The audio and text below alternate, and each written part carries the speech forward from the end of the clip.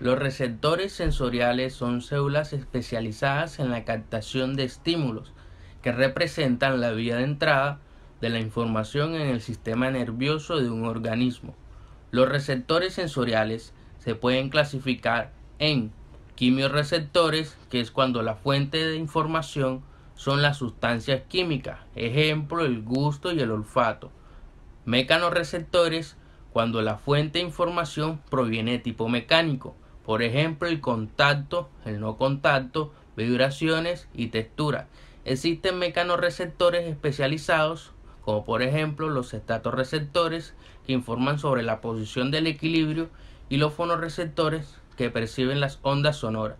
Hay termorreceptores, que son los que perciben el frío y el calor, y fotorreceptores, que se especializan en recibir la energía electromagnética. Los 5 sentidos son el oído, la vista, el olfato, el gusto y el tacto.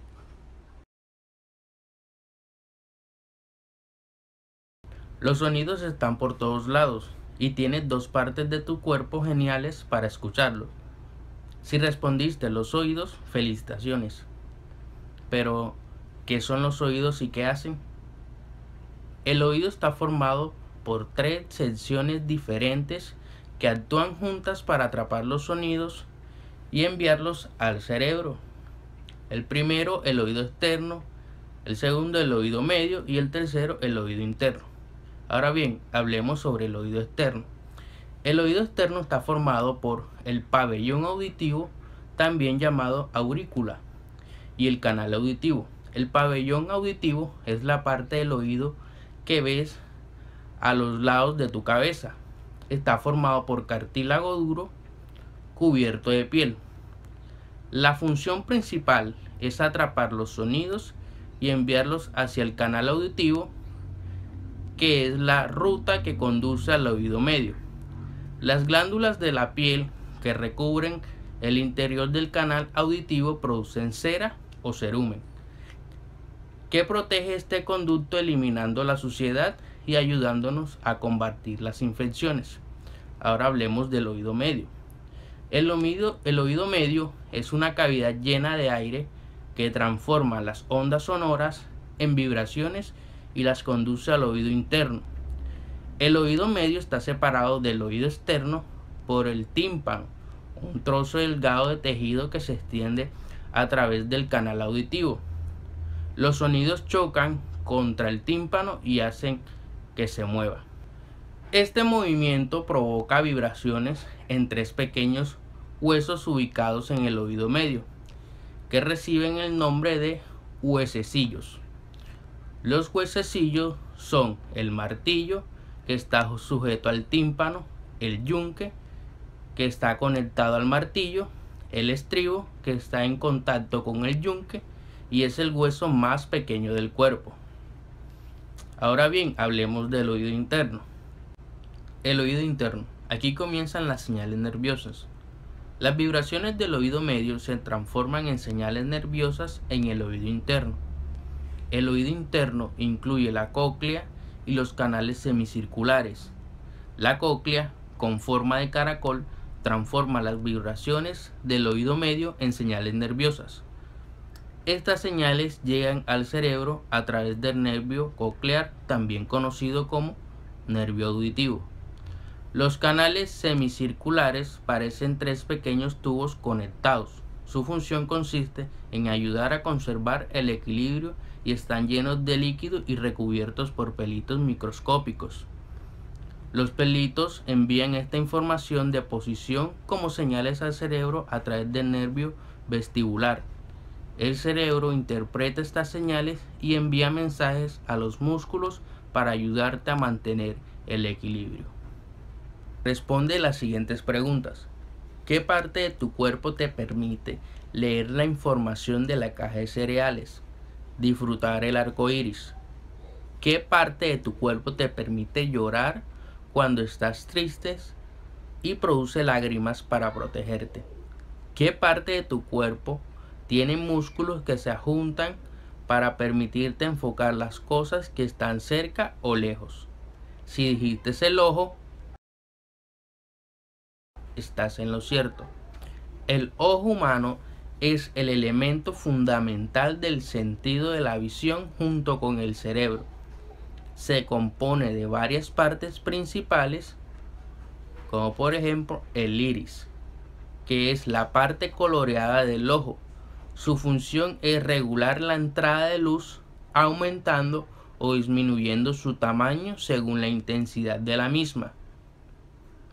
La pupila es el orificio central del iris. Se dilata o contrae en función de la cantidad de luz existente. El cristalino es la parte del ojo humano que enfoca el haz de luz en la retina. Tiene forma de lente biconvexa y es la segunda lente más importante. La córnea es una de las partes externas del ojo. Protege al cristalino y al iris, permitiendo el paso de la luz. La retina es la parte del ojo sensible a la luz. Está compuesta por los conos y los bastones. El ojo tiene alrededor de 6 millones y son poco sensibles a la luz. Su función es dar información sobre la nitidez y el color. Los bastones son 100 millones y son muy sensibles. Con ellos percibimos el brillo y el blanco y negro. Se estimulan en función de la luz que reciben y envían la información al nervio óptico. El nervio óptico conduce los impulsos nerviosos de los bastones y los conos al cerebro. El mensaje visual es transmitido en forma de señales eléctricas. El cerebro transformará esa electricidad en sensación visual. Para saber qué órgano de los sentidos es el siguiente, escucha estas dos situaciones y participa. Salió una torta del horno. ¡Qué rico! La basura lleva días en la calle. ¡Qué desagradable! ¿Cómo notas estos olores y huelen muchos más? La respuesta está justo delante de tus narices. Si respondiste por medio del olfato, felicitaciones. Hablemos de la nariz. La nariz es un órgano importante por muchas razones. Naturalmente te permite oler, pero ¿sabías que era también parte de lo que te permite sentir el gusto? La nariz es también la principal puerta del sistema respiratorio. Esto significa que cumple la función más importante que te permite respirar. La nariz forma parte del sentido del olfato, del aparato respiratorio y vocal. Se puede dividir en región externa, el apéndice nasal, y una región interna constituida por dos cavidades principales, las fosas nasales, que están separadas entre sí por el tabique vertical. Los bordes de los orificios nasales están recubiertos de pelos fuertes que atraviesan las aberturas y sirven para impedir el paso de sustancias o partículas extrañas. Las cavidades nasales son altas y profundas y constituyen la parte interna de la nariz. Se abren en la parte frontal por los orificios nasales y en el fondo terminan en una abertura en cada lado de la parte superior de la faringe. La región olfativa de la nariz es responsable del sentido del olfato. El gusto es el sentido que nos permite identificar los sabores en los alimentos. El órgano principal involucrado en la percepción del sabor es la lengua. Esta está cubierta de papilas gustativas que contienen los receptores sensoriales para el sabor. Hablemos de la lengua. La lengua posee casi 10.000 papilas gustativas que están distribuidas de forma desigual en la cara superior de esta. Por lo general, las papilas son sensibles a los sabores dulce, salado, ácido y amargo. El color de la lengua suele ser rosado. Su principal función es la contención de los receptores gustativos que nos permiten degustar los alimentos. También contribuye junto con los labios, los dientes y el paladar duro la articulación de las palabras y sonidos. Los 5 sentidos del cuerpo humano están siempre conectados. y en el tacto es quizá el sentido del que más nos damos cuenta en nuestro día a día. El tacto es lo que nos permite sentir, tocar, acariciar los objetos a nuestro alrededor o que estén a nuestro alcance. Los seres humanos presentan terminaciones nerviosas especializadas en la piel, que se llaman receptores del tacto. Estos receptores se encuentran en la epidermis, capa más externa de la piel, y transportan las sensaciones hacia el cerebro a través de las fibras nerviosas. Hablemos un poco de la piel. La piel es una parte muy importante del organismo que protege y cubre la superficie del cuerpo. Contiene órganos especiales que suelen agruparse para detectar las distintas sensaciones como la temperatura y dolor. La piel posee en un corte transversal 3 capas. Primera, la epidermis, que es la que interviene principalmente en la función del tacto, ya que es la más externa. La segunda, la dermis, que es la capa del medio, y por último, la capa subcutánea.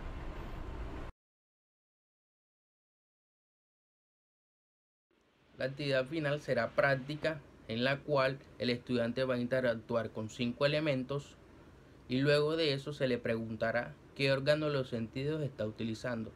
Previamente se le vendarán los ojos. Un ejemplo, se le dará una prueba de miel y él me dirá qué órgano de los sentidos está utilizando. Esparcir perfume, de igual manera, sonar la campana, ponerlo en contacto con un material áspero, y faltaría un sentido que sería el de la vista. ¿Qué logramos con esta actividad? Logramos que el estudiante afiance los conocimientos dados anteriormente y que tenga un aprendizaje significativo. Buenos días, hoy le vamos a hablar de los tipos de reproducción. Existen 2 tipos de reproducción, la tipo sexual y la tipo asexual. La tipo de reproducción sexual está compuesta por 2 que son la fecundación interna y la fecundación externa. Y la asexual está compuesta por fragmentación, bipartición, esparcuración y germación. A continuación le vamos a explicar cada una de ellas. La reproducción sexual la intervienen 2 individuos de la misma especie pero de diferente sexo, o si no, un individuo hermafrodita. En ella encontramos la fecundación externa. Es cuando el espermatozoide y el óvulo se juntan fuera del animal y tiene que ser dentro del agua. En ella encontramos la reproducción de los peces y la reproducción de los anfibios. También encontramos la fecundación interna. Es la que se produce al interior del animal. Por ejemplo, tenemos los reptiles, los mamíferos y nosotros, los seres humanos. En la reproducción sexual también encontramos las plantas, que en ella interviene la flor. Para que se dé esa fecundación, tenemos que tener polinización, fecundación y germinación, que se dan a través de las flores. La reproducción asexual se da cuando un organismo es capaz de originar un individuo nuevo por sí solo. Tenemos varios tipos en la reproducción asexual, como son germación, fragmentación, bipartición y esporulación. Encontramos la gemación, el proceso por el cual una serie de individuos se reproducen por medio de yemas. Encontramos también fragmentación, división de forma espontánea, originando así su descendencia.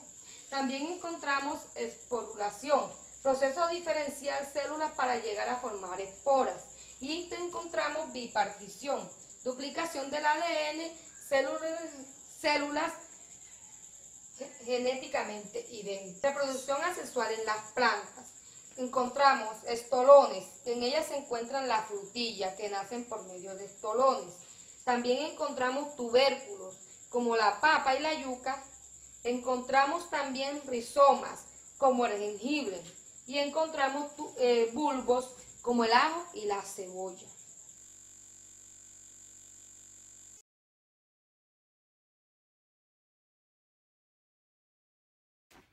La organización de los seres vivos se encuentra de la siguiente manera. En primer lugar encontramos a los átomos. En segundo lugar están las moléculas. La unión de moléculas forman organulos. La unión de los organulos forman las células. Y la unión de las células forman los tejidos. Cuando los tejidos se unen, forman a un sistema. Y cuando los sistemas se fusionan, forman a un individuo. Los individuos forman una población y la población forma un ecosistema. Y la unión de los ecosistemas conforma la biosfera. Que la biosfera es eso donde se encuentran los seres vivos. Un tejido es la unión de un conjunto de material biológico. En este caso, la unión de células forman un tejido. Los tejidos se clasifican en 4. En primer lugar encontramos el tejido epitelial. En segundo lugar está el tejido muscular, el tejido conectivo y el tejido nervioso. En el tejido epitelial encontramos lo que son las glándulas, los revestimientos, los planos, los cúbicos y los cilíndricos. En los tejidos musculares se encuentran los tejidos lisos, los tejidos estirados y los tejidos cardíacos. En los tejidos lisos encontramos los músculos que se encuentran en las manos y en las piernas. En los tejidos estirados encontramos los tejidos que se encuentran dentro de los lisos. Y en los tejidos cardíacos encontramos los tejidos que se encuentran en la zona cardíaca, o sea, en el corazón. En los tejidos conectivos encontramos lo que son los cartílagos. Los cartílagos los podemos encontrar en la oreja. Encontramos el tejido óseo, el tejido sanguíneo y los tejidos fibrosos. Los tejidos sanguíneos sabemos bien que son los glóbulos rojos que conforman la sangre. En los tejidos nerviosos encontramos lo que es el encéfalo, la médula espinal y los nervios.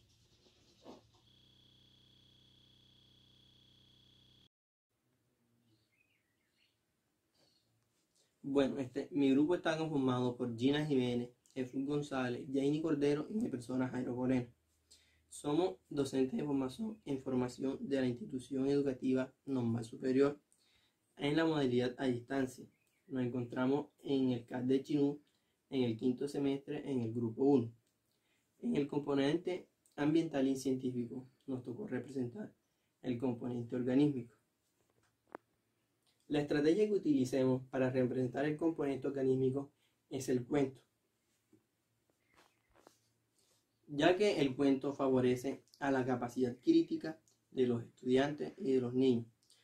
Como bien sabemos, el cuento siempre es uno de los temas que le encantan a los niños y por esta razón también utilicemos el cuento como estrategia. Y bien sabemos que el cuento es una de las bases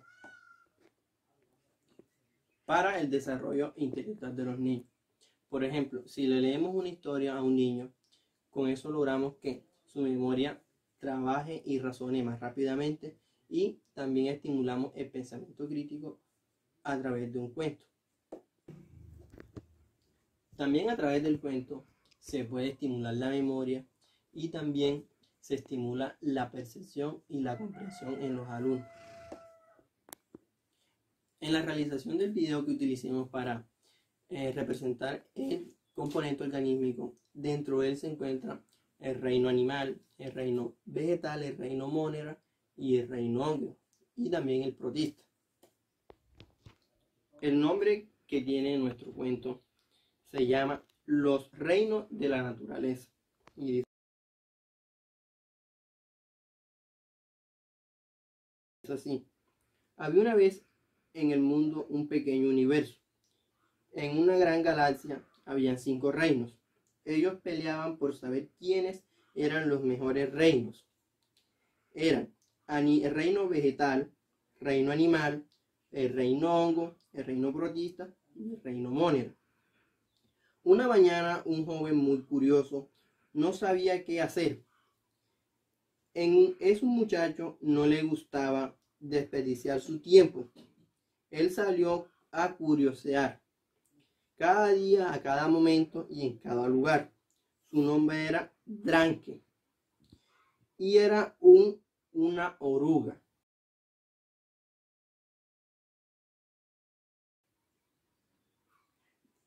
Él decidió salir en busca de más conocimiento, ya que no sabía su origen, y entonces emprendió su viaje. Él llegó a un pantano muy colorido, pero la oruga sintió un ambiente de pelea. En ellos se encontraban discutiendo los reinos: el reino animal, el reino vegetal, el reino protista y el reino hongo. «Hey muchachos», dijo la oruga. En ese momento hubo silencio y paz. Todos miraron a la oruga y de un momento a otro se rompió el silencio. «Tú», exclamó el mosquito, «¿quién crees que sea el mejor de los reinos? Supongo que el animal. Tú vienes de ahí, ¿cierto?». La oruga en esa situación no sabía qué hacer. De hecho, no podía pensar bien. En ese momento, todos estaban gritando, peleando, así que la oruga decidió dialogar con ellos porque él creía que eran una familia de diferente especie, pero provenían de la misma naturaleza. «¡Basta!», gritó la oruga. «¿Acaso no se cansan de pelear? ¿Les divierte eso? ¿Qué sabes tú de nosotros, oruga entrometida?», dijo un hongo junto al árbol. «No sé mucho, pero sí suficiente para solucionar su problema», dijo la oruga en un tono de amistad y serio a la vez. «Díganme en qué les puedo ayudar». «¿O cuál es el problema?», dijo la oruga. «Aún no decidimos quién es el mejor, aunque yo sé que nosotros somos los mejores, pero los demás no lo aceptan». Claro, solo que tú eres un simple protozoo, sin aporte alguno», dijo Monera en tono burlón. «Bueno ya, dejen de discutir tanto», gritó la oruga cansada de tanta pelea. «Yo les voy a explicar. Todos somos muy importantes en la naturaleza. Cada uno de ustedes tiene una función y en realidad de tanto pelear no se han dado cuenta». Los invitó a todos a que se calmaran y escucharan muy atentos lo que él les iba a contar, ya que de tanto que habían recorrido tenían el suficiente conocimiento para explicar a cada uno su función. El reino Monera agrupa todos los organismos microscópicos unicelulares.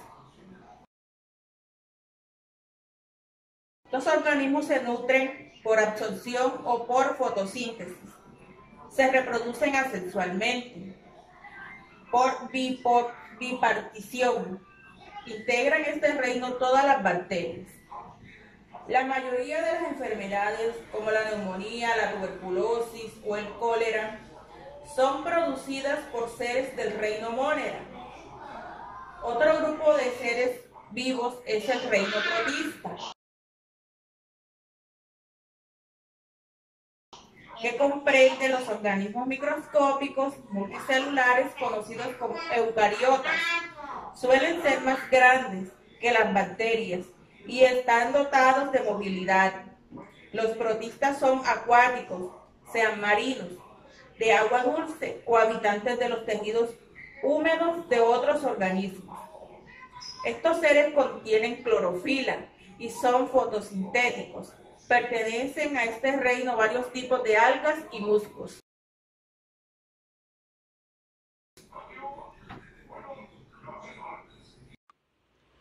Por otro lado, el reino fungi agrupa a los hongos comunes.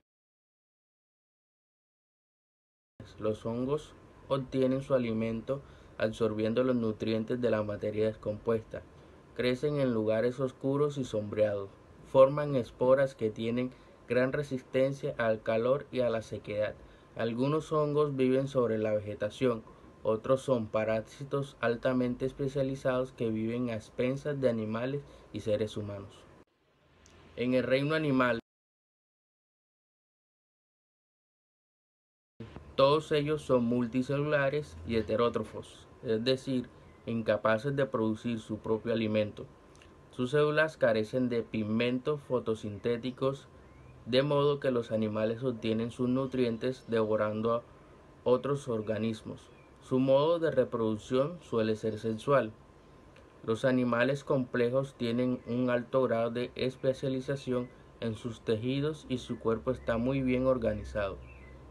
Estas características surgieron junto con la movilidad, los órganos sensoriales complejos, los sistemas nerviosos y los sistemas musculares.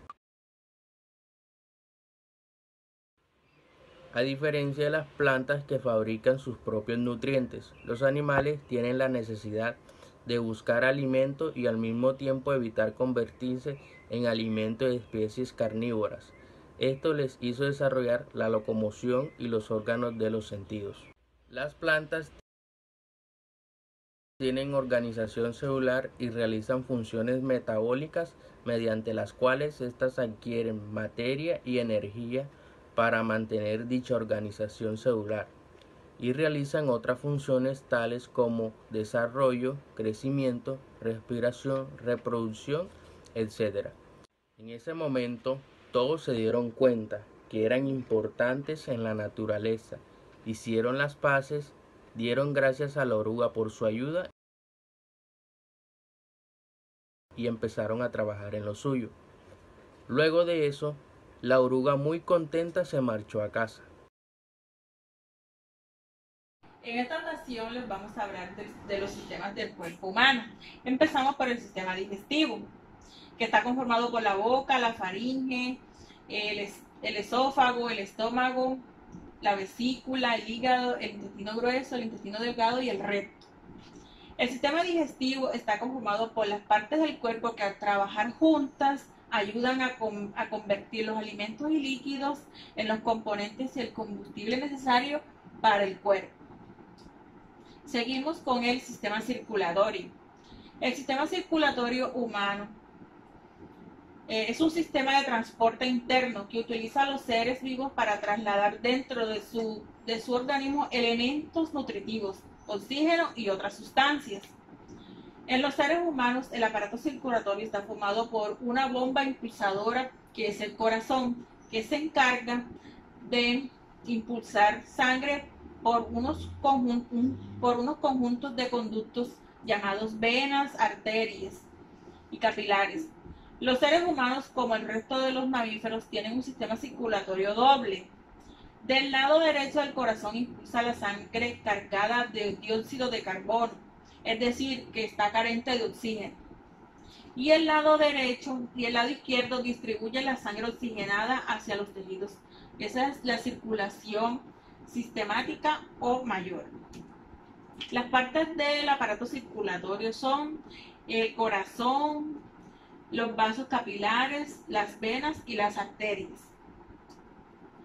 Las funciones del sistema circulatorio es transportar el oxígeno desde los pulmones hacia todos los tejidos, distribuir los nutrientes por todo el organismo, transportar los desechos producidos por las células hacia el riñón para que sean eliminados a través de la orina.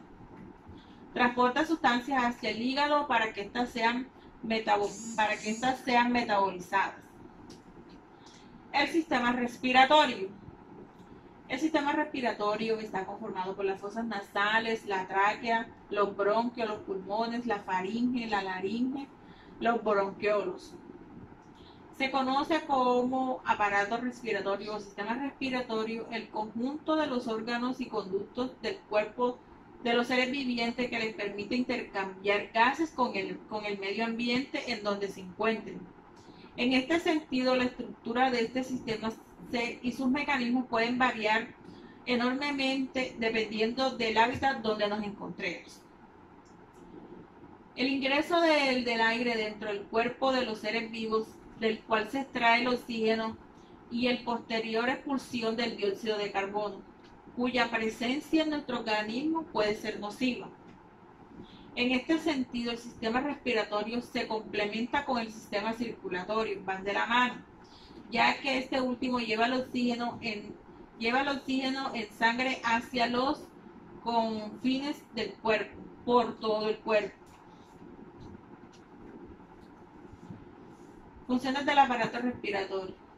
El aparato respiratorio permite la expulsión del dióxido de carbono. La función elemental del aparato respiratorio es, como su nombre lo indica, la respiración o ventilación. Esto es el ingreso en el cuerpo de un volumen de aire de la atmósfera, del cual se extrae pasivamente el oxígeno, elemento indispensable para la oxigenación de la glucosa que le da energía a nuestro organismo. Y en ese mismo sentido, el sistema permite la expulsión de dióxido de carbono resultante de dicho proceso. Seguimos y terminamos con el sistema excretor, que está conformado por las venas renales, los riñones, la uretra, arterias renales, uretra, vejiga urinaria. El sistema excretor es la unión de varios órganos y glándulas que permiten eliminar los desechos de nuestro organismo para poder llegar hasta los riñones, que son los órganos encargados de sustraer los desechos o sustancias innecesarias. Y para esto es necesario un proceso llamado nutrición, el cual es necesario para adquirir energía. Muchas gracias.